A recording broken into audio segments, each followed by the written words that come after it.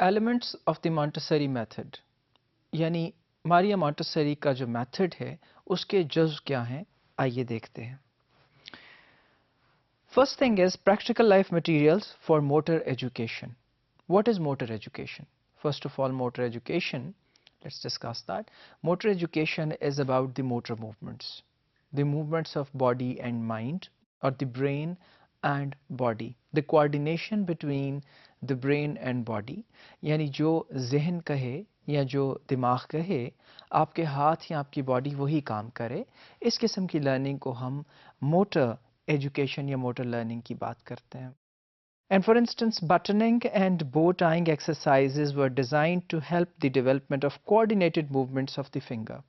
اب کسی چیز کی ایک بو بنانا یا جوتوں کے لیسز بند کرنا یا کپڑوں کو بٹن کرنا, یہ وہ سب موٹر موومنٹس ہیں جن کے ساتھ آپ کوآرڈینیشن سیکھتے ہیں اور سفسٹیکیٹڈ سکلز کی طرف ایک بچہ ڈیولپ کرتا ہے. ہم آج بھی اگر دیکھیں تو ہمارے ارد گرد بہت سے ایسے بچے ہیں یا گرون اپس بھی ہیں سم ٹائمز جو شوز کے لیسز نہیں باندھ سکتے, جو کہ بٹن نہیں کر سکتے چیزوں کو ٹھیک طرح. سو یہ وہ چیزیں ہیں جن کو ماریا مونٹسری کے میتھڈس کے اندر بہت امپورٹنس دی گئی اور یہ کہا گیا کہ یہ چیزیں بہت ضروری ہیں for development of higher learning and to develop in a perspective where you have better motor coordination skills.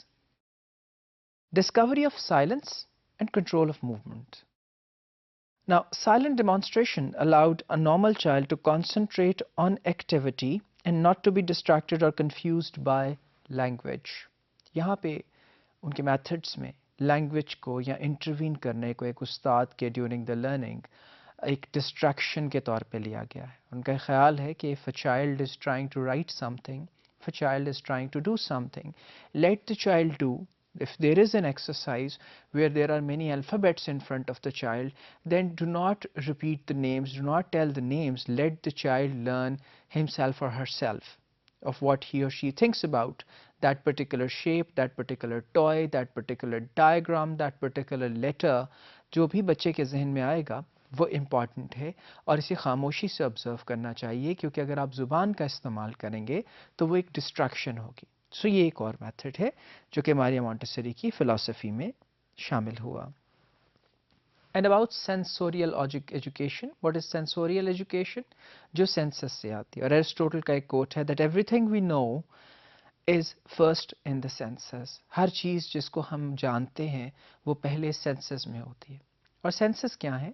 We have 5 senses, that is taste, touch, smell, vision and hearing, جس میں کہ ہماری حس جو سونگھنے کی ہے وہ شامل ہے, چکھنے کی حس ہے, ٹیسٹ کی, ٹچ کرنے کی, سننے کی اور دیکھنے کی. سو پہلے چیزیں ہمیشہ سینسری آرگنز کی طرف آتی ہیں اور پھر اس کے بعد ہم انہیں انڈرسٹینڈ کر پاتے ہیں یا جان پاتے ہیں. Montessori made it clear to the educator that the senses were the most neglected in the learning process.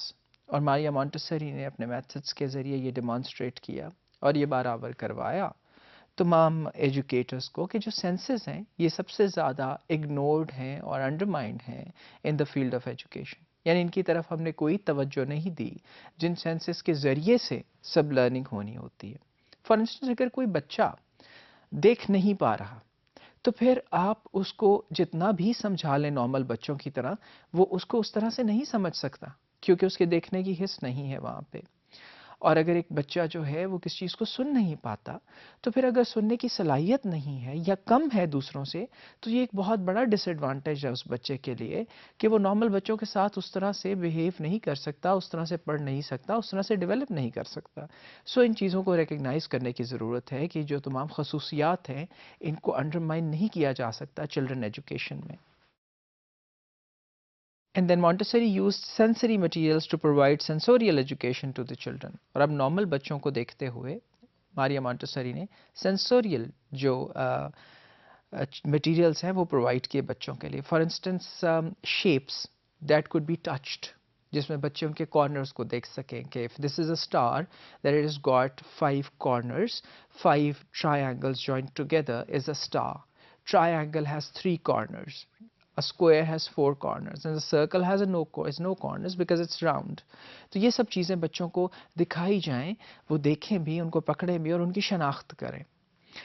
And then each child was introduced to each piece of material individually. اور پھر ہر بچے کو یہ سب مٹیریل انڈیویجولی دیا گیا. یہاں پہ اس بات کا خیال رہے کہ انہیں ایک گروپ کی صورت میں یا کلاس کی صورت میں ڈیمانسٹریشن نہیں دی گئی, بلکہ ہر بچے کی اپنی صلاحیتوں کو سامنے رکھتے ہوئے اس کو یہ مٹیریلز انڈیویجولی دیے گئے, تاکہ وہ خود سے اخذ کر سکے کہ یہ چیزیں کیا ہے اور سیکھ سکے اپنی سکلز اور اپنی ان سینسز کے اوپر based. And then the aim was self-instruction regarding each material. اور aim کیا تھا؟ self-instruction, کہ بچہ خود کو instruct کر سکے ان materials کے بارے میں. The reward was waiting for the spontaneous reaction of children and observing it. اور ریوارڈ کیا تھا؟ بچوں کا وہ spontaneous reaction, کہ وہ کیا ہوتا ہے جب وہ ایک چیز کو محسوس کرتے ہیں اور کیا کہہ ڈالتے ہیں. یہ اس کا گول تھا, یہ اس کا ریوارڈ تھا, جس کو کہ observe کیا جاتا تھا ان سب ایکسپیریمنٹس کے اندر. And then aims of sensorial education. Sensorial education کے aims کیا ہیں؟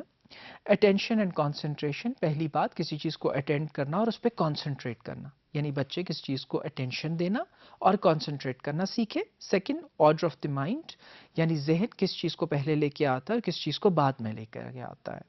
اور پھر errors and self correction, اور پھر جہاں آپ غلطیاں کریں خود ہی سے اپنی تصحیح کریں. یعنی بچے اگر ایک شیپ کو سمجھتے ہیں کہ کہہ دیتے ہیں کہ یہ اسکوائر ہے, تو پھر نیکسٹ ٹائم اسے سمجھتے ہوئے, محسوس کرتے ہوئے, دیکھتے ہوئے, ٹچ کرتے ہوئے وہ یہ کہیں کہ نہیں, this is not a square but instead this is a triangle, because a child could feel 3 pointed corners of a triangle.